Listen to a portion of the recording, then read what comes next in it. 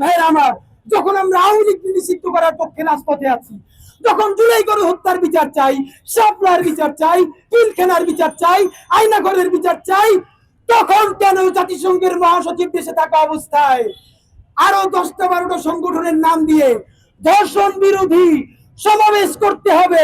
আমরা বাংলাদেশের কাছে জানতে চাই। সমাবেশ সবার গণতান্ত্রিক অধিকার, কিন্তু সেই সমাবেশের সামনে থাকবে লাকি আক্তার। এটা কি গণতন্ত্র নাকি ফ্যাসিবাদ?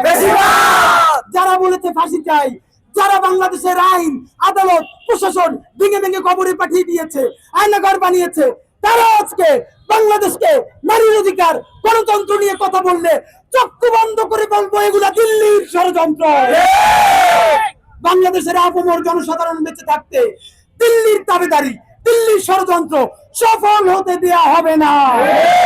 ভাইরা আমার, সরকারকে প্রচুর গালিগালাজ করি, আজকে গালিগালাজ করবো না। সরকারকে বলতে চাই, আগামীকাল এই সুশীল বদমাশ গুলোকে যদি স্মার্টলি হ্যান্ডেল করে গ্রেফতার করে উচিত শিক্ষা দিতে পারেন, আপনাদেরকে আমরা সচিবালয়ে গিয়ে মিষ্টি খাওয়াই আসবো।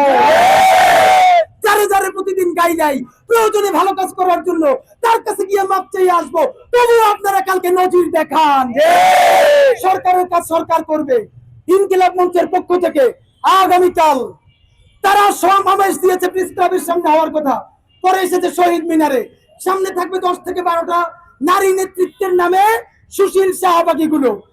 আমরা বাংলাদেশের আপামর জুলাইয়ের ছাত্র জনতা আগামীকালকে সবাই শাহবাগ জাদুঘরের সামনে প্রতিবাদী জুলাই জমায়েত করব।